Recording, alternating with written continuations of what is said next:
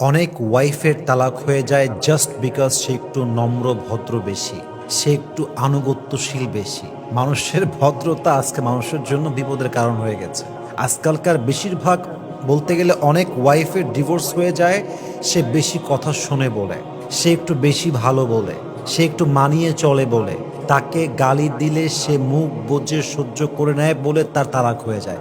এক অবাস্তব কথা হয়ে গেছে, কিন্তু এটাই বাস্তবতা। অনেক স্বামী তার বউকে যখন গালি দেয় বউ গালি শোনে, কথা বললে কথা শোনে, যা বলবে তাই হজম করে। যত খারাপ পরিস্থিতি হোক বউ ওই জায়গাতে অ্যাডজাস্ট করে নিয়ে নেয়, অ্যাডজাস্ট করে মানিয়ে নেয়, এবং এটাই হচ্ছে বউয়ের ফল্ট। কেন? স্বামী ভাবে যে এ তো দুর্বল, ও তো করার মতো কিছুই নেই, ও তো শুনবেই, ও তো বাধ্য, ও তো অপারগ, ওর তো যাওয়ার মতো কোথাও জায়গা নেই। এই চিন্তাগুলো স্বামীকে কুড়ে কুড়ে খায়, স্বামীর চিন্তাকে কুড়ে কুড়ে খায়। ইভেন এই চিন্তার জন্য অনেক স্বামী একজন আদর্শবান চরিত্রবান স্ত্রী হারিয়ে ফেলে, কিন্তু একটা মুহূর্তের জন্য সে কল্পনাই করতে পারে না। ঠিক কিনা বলেন? যেটা আসলে ভালো হওয়ার দরকার ছিল, যে গুণের জন্য সংসারটা টিকে যাওয়ার কথা ছিল, সেই গুণটাকে আজকাল সমাজে পুরুষের চোখে পুরুষ এটাকে একটা উইকনেস ভাবে, এটাকে পুরুষ দুর্বলতা ভাবে। যে আমার বউ কথা শুনে আমার বউ দুর্বল, আমার বউ সব হজম করে না, আমার বউ অনেক উইক, আমার বউ সব হজম করে কারণ আমার বউ বাধ্য। এই চিন্তাগুলো করার জন্য অনেক সংসার আজকে ভেঙে যাচ্ছে। এজন্য আপনার ওয়াইফ আপনার কথা শোনে মানেই যে সে উইক, তার করার মতো কিছু নেই, ব্যাপারটা কিন্তু এরকম নয়।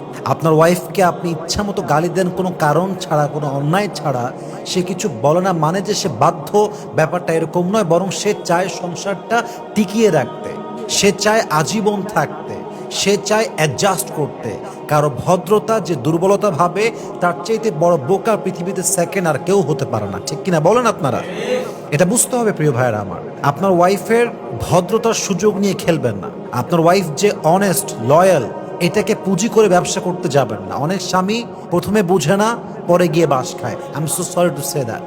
আপনার ওয়াইফ ভালো পেয়েছেন ভাই, you are so lucky, you are so fortunate, you should be grateful for it, you should feel glad for it যে আল্লাহ আমাকে একজন ভালো বউ দিয়েছে, আনুগত্যশীল বউ দিয়েছে, চরিত্রবান বউ দিয়েছে, যেই বউটা স্যাক্রিফাইস করতে প্রস্তুত, যেই বউটা অ্যাডজাস্ট করতে প্রস্তুত। মাথায় রাখবেন, অ্যাডজাস্ট করার গুণটা, মানিয়ে নেওয়ার গুণটা সব মানুষের মাঝে থাকে না। আপনার এরকম বিয়ে শুনেছেন না, বিয়ের মাত্র 1 মাস তালাক হয়ে গেছে? আছে না নাই? হ্যাঁ, ক্রাইসিস ভিন্ন, কোথাও হয়তো বা কোনো একটা অ্যাক্সিডেন্ট থাকতে পারে, ইনসিডেন্স থাকতে পারে, that's a different matter. But আমি বলছি অনেক বিয়েটা 1 মাসেই শেষ হয়ে যায়, 2 মাসেই শেষ হয়ে যায়, জাস্ট মেয়েটা অ্যাডজাস্ট করতে পারে নাই বলে। মেয়েটা বাবার এত আদুরের কন্যা ছিল যে শ্বশুর বাড়ি গিয়ে 1 মাসও সংসার করতে পারে নাই। এরকম কেস সমাজে একটা না, হাজার হাজার লাখো লাখো আছে। সেখানে আপনার বউ যে এত কিছুর পরে টিকে আছে, অ্যাডজাস্ট করে আছে, it's a big challenge. You should be grateful for it and you should say to your wife thank you so much. এটা বলা উচিত আপনার, এটা বোঝা উচিত আপনার, এটা ফিল করা উচিত আপনার। অতএব আমার একটা লেকচারে আমি বলেছিলাম যে এখনকার যুগে মানুষ আপনার ভদ্রতাকে সবচেয়ে বড় দুর্বলতা মনে করে। ভদ্র মানুষকে সবাই ইউজ করে, ভদ্র মানুষের ভদ্র ব্যবহারকে পুঁজি করে মানুষ ব্যবসা করে।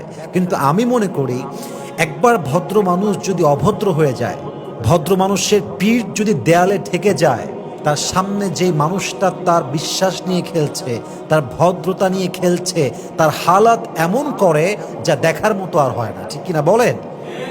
মানুষের ডিসেন্ট ম্যানারকে তার উইকনেস মনে করবেন না। এটা তার বংশের শিক্ষা, এটা তার আদর্শের ব্যাপার, এটা তার চরিত্রের ব্যাপার, এটা তার সমাজের ব্যাপার। সে ওই কালচার থেকে বড় হয়েছে, সে ওই শিক্ষাটা পেয়ে বড় হয়েছে।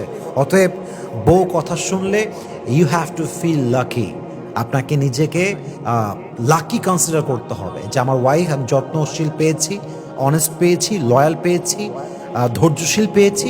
আমি আমার জায়গা থেকে যত্ন করব। আমার বউ কথা শুনে মানেই আমি জুলুম করব না। আমার বউ মানায় চলে বলেই যা মন চায় তা আমি চাপাই দিব না। এটাই হচ্ছে প্রকৃতপক্ষের পুরুষের পরিচয়। ঠিক কিনা বলেন? আল্লাহ প্রত্যেকটা পুরুষকে এই কথাটা বোঝার তৌফিক দান করুক। আমরা সকলেই মন খুলে পড়ছি, আমিন। শেষ আরেকটি কথা অ্যাড করতে চাই আমার প্রিয় বোনদের জন্য।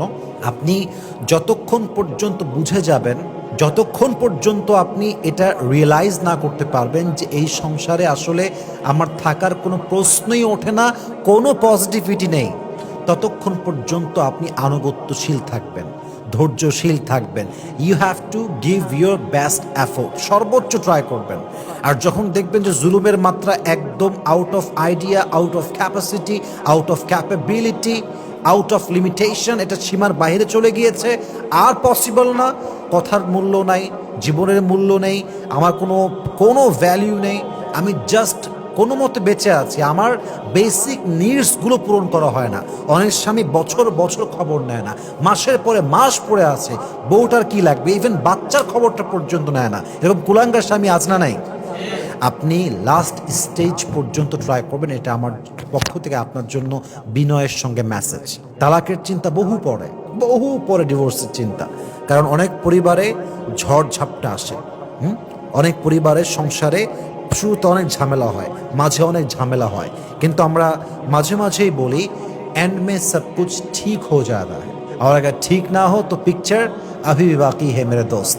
একটু অপেক্ষা করেন, একটু সবরের পরিচয় দেন, হতে পারে আপনার সবরের জন্য, ধৈর্যের জন্য, দোয়ার জন্য, এফোর্টের জন্য, চেষ্টার জন্য আপনার সংসারটা বাঁচাই দিতে পারে একজন। তিনি কে?